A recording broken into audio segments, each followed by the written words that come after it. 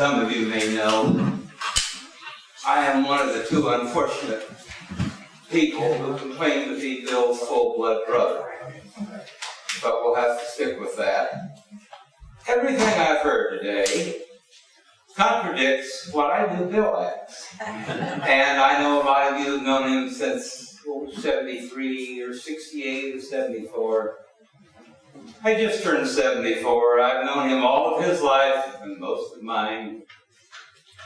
And I saw a different person of Bill than you did. The problem was, as I say from my angle, he did a lot of nice things, like the lady down on Antioch who was running out of money and her house was falling in, the city was going to condemn it to be an unfit place to live. He managed to jigger around with some of the people and marry some of the people in Overland Park until they got the roof fixed and she could dispose of the house. He didn't take a penny for that. And I wouldn't have heard about it, but somebody else told me what he did. So all I can remember is these wonderful stories about, if you're going to have a Christmas dinner, invite Bill. Let's say you have a Christmas dinner, maybe 25 close family friends. You're going to invite Bill. Okay, have room for at least, make food for 40. Because he would sit there, even my ex-wife, one of the few people who detested him almost as much as anybody could, got along with him because she was nice enough to invite him to the last 2 Thanksgivings he ever went to.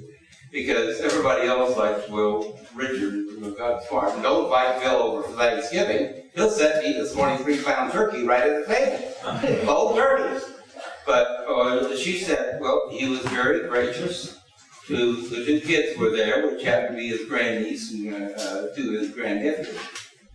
But he said, boy, he did have a hollow leg, to which I said, no fooling. Well, it wasn't exactly no fooling, but you know what I said. He was the center of attention. What he wanted to be was the man in the castle at the top of the hill, the guru that everybody came to for wisdom, counsel, and advice. And somehow, he managed to pull it off.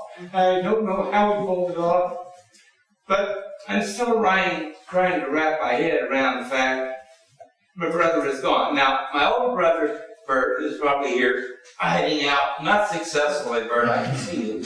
You're back there. But Bill and I shared a duplex on the west side of Olathe. Bert, would come back to visit maybe once or twice a year, and he would visit for maybe 30 days, and then take off and go back to his home in Germany. And if the plane was a little slow in getting off, why, he wouldn't get out of the bush. But I had to live with him day in and day out.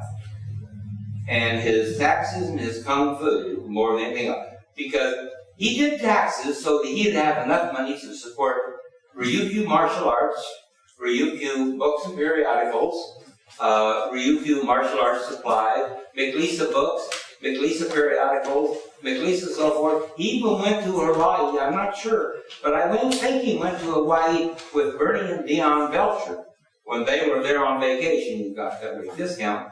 And he went over and he bought a place called McLisa. How McLisa came to be is a story by itself. Suffice it to sort of standard. The old man has a successful empire on books.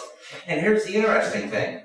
Amazon.com doesn't have a single one of the books he carried. They were all under McLisa Enterprises. And he got all the titles of the book from this little old gentleman in Honolulu who had inherited this bookstore from a bunch of friends of his who were princes of Wing Chun Kung Fu, Choi Fu, and several others, Jing Chao, Peng Cheng Chuan, and so forth. I mean, I don't know if it's Kung Fu or a Chinese recipe they're reciting. And I didn't make it different. But he got the exclusive titles from it. Because the old man had 4 kids, none of whom were interested in the book of martial arts. So he sold it to Bill for what to me was a tiny sum, but it was 10% of what he was asking for, because he had to get rid of it. He was 89 years old and wanted to retire, and didn't have anybody else that he could trust. Bill had bought one from him for years. And he bought the McLisa copyright. And that gave him McLeesa Corporation.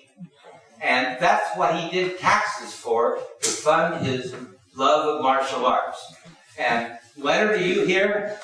You still here? Okay, well, any questions you want to check out about, what's going to happen with YouTube, what are we going to do with YouTube, blah, blah, blah, blah, blah, blah, blah. I can tell you the same answer is you'll have to talk with our attorneys. Because, to be honest, me and my brother, we don't know either. As understand it, Bill, a will, he said he was going to write a new will to specify different, things go differently. He was going to do it one of these days. Well, one of these days is going to be obviously after October 3rd. So we never did that. So we're trying to trace that out. Are you finished? No, I'm not quite finished. You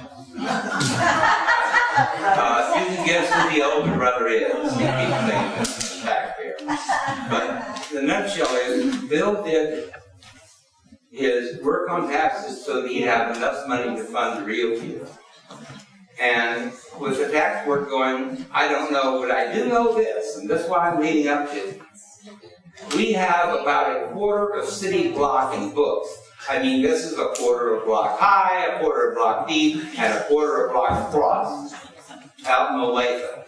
And if you're interested in some extremely obscure tomes on the field of martial arts, martial philosophy, Aikido, Kempo, blah, blah, blah, blah, blah, blah, blah, blah, blah, contact us. We'll make you one hell of a deal. And I'm going to miss them a lot because we fought all the time. But as Richard Kaufman was saying, Dad and Bill talking to each other across the city, half block from the window, they weren't yelling, they were talking. Because my father could sit and call the cattle up from the south pasture, and they were a frigging half mile away. And they could hear it. Of course, as you may notice right now, I'm not really yelling. I'm 40%, 25% deaf myself. But it ran in the family. Mother lost one of her ears, one hearing in ear in, I think it was January of 1959. And so she was really loud too. So the whole damn family was at your birth and yell at each other. But Bill's not here anymore.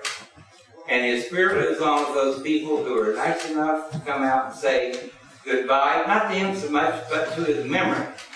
Because saying goodbye to Bill wasn't any fun at all. He said, yeah, see you later. I've got taxes to do. Husband's house is on fire. I've got taxes to do. The world is ending. Never mind, I've got taxes to do. Trump got elected president. Hallelujah. But he didn't vote. At least he didn't vote for Hillary. Well, I didn't vote for Hillary. Or I can't see it being worse. But I am about through, and I think the older brother has a word or two to say. Start off with, shut up, Neil. That was one of the things my Bill was fond of saying that. Well, thanks for sharing your thoughts. I want to tell you all that you are describing a person that Neil and I never knew. Amen. And I want to thank you all for coming today and giving this tribute to Bill. He would love hearing it, I'm sure.